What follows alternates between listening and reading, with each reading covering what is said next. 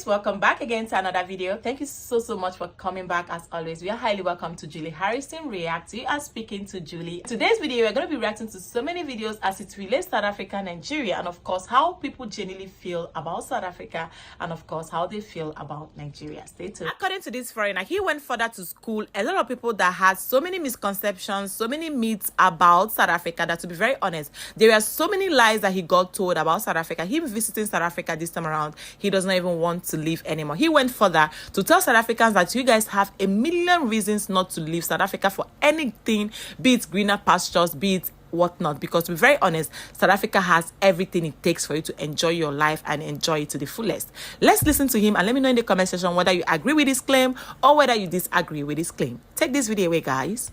And yet another myth busted about why South Africa is not as good as overseas.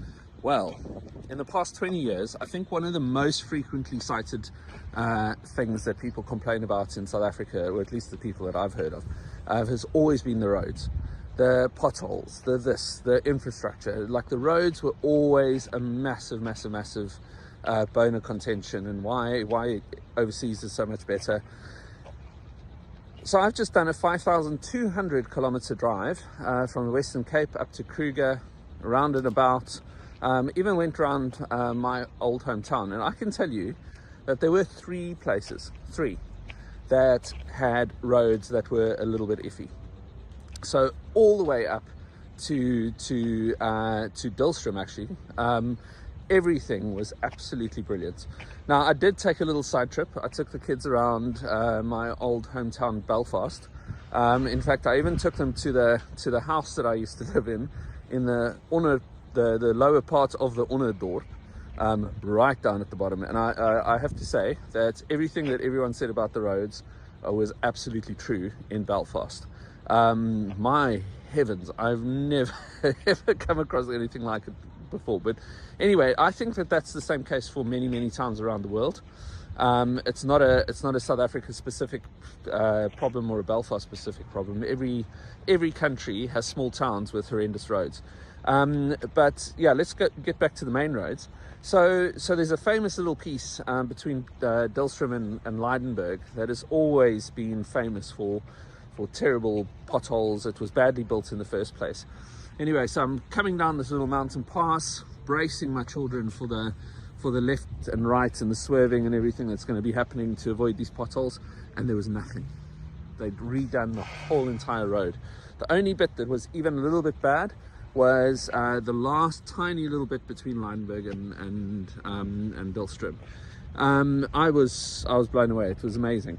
And then, guys, I drove everywhere. 5,200 k's around South Africa is actually quite a significant amount of traveling. And the only other bad bit of road that I came across in all of that was one part on the N1 between Joburg and Bloemfontein, one section where clearly, you know, they'd repaired very badly because it was very lumpy, etc. But I lived overseas for 23 years, right? In fact, just before we came back to South Africa, we did a trip around Europe. So there was a little gap in between when the kids ended school in England and would start in South Africa. And so we drove around Europe for 4.5 months. And I can tell you, these roads in South Africa are as good, if not better, than many of the roads across Europe. I'll tell you, Italy is absolutely horrendous. There were potholes the size of my car on the highway, between Bari and Naples. So, you know, just a little myth to dispel over here. South Africa, you've been doing great. The roads are awesome. I genuinely don't know what everyone has been carrying on about. So keep it up, I guess. Okay guys, just a little PS for all of those guys that are gonna not get to this part of the video but are gonna have these very strong opinions about how absolutely wrong I am about South Africa, blah blah blah blah blah. I just want to add a little bit of context and just, you know, set your minds at ease. I lived overseas. I've lived in various places. I've traveled to 33 countries around the world. I've done work everywhere, and I come from a very small town called Belfast. You should look it up or drive through it, in Mpumalanga. The reason I'm telling people this is because I don't want people to think that their life is going to be magically improved if they move overseas. Everywhere is tough. What I do see in South Africa is people thinking that it is terrible here, but it is not. It is absolutely amazing.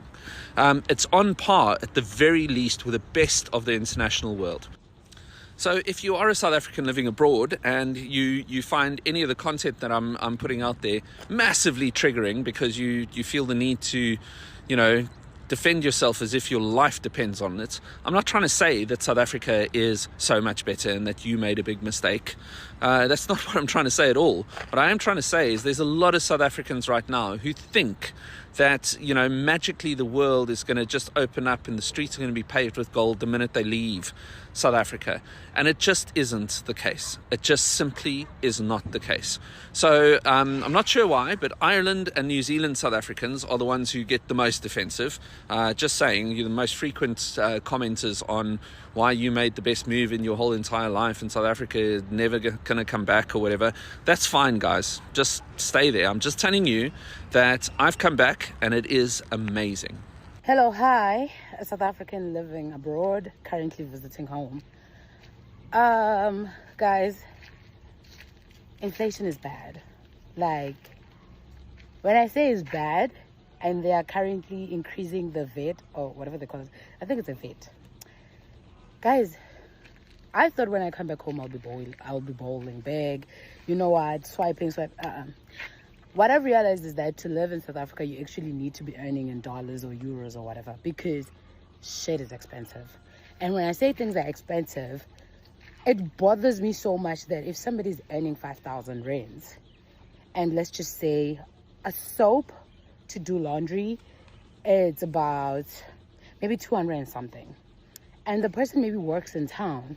So are you telling me that this person is literally going to work every day, literally paying for transport, because the taxes is literally from Lolly to like town is like 30 rands or something. From where I live, I'm in the village right now, so to go to town it's 30 rands, and I'm talking about a place that is not even that far.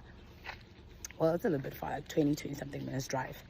But like, when they're doing these things, are they thinking about the people that are like a lower class? Guys, people have graduated and all that, they're still struggling to get jobs. Like, I just feel like South Africa is heading towards like Zim or something like that, because if you poor, the chances of coming out of that is gonna be hard, because imagine you have masters and everything and you have to go look for a job or whatever, you need a taxi money. Imagine you get an interview to Cape Town, this job is gonna pay you like 30,000 or something like that, but they've made it so impossible that even Airbnbs are expensive, transport, flights, everything's just expensive. So how are you gonna afford all these things?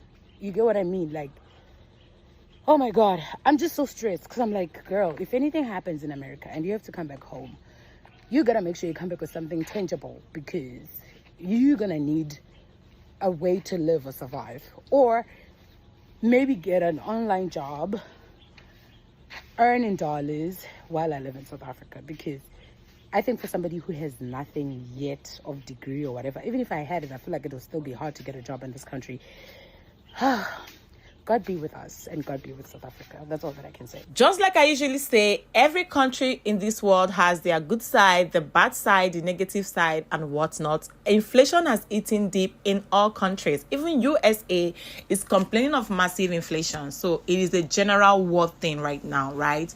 It doesn't have anything to do with South Africa or anything. But I just love the first video I shared where a foreigner said that I don't know if he's white South African or he came, what he said was the fact that South Africa has a lot of things. Like, basically, they have everything that you need to live, everything you need to have a good life, right? For people that always come out to social media to say things like, if you have your way, leave South Africa, travel outside to explore.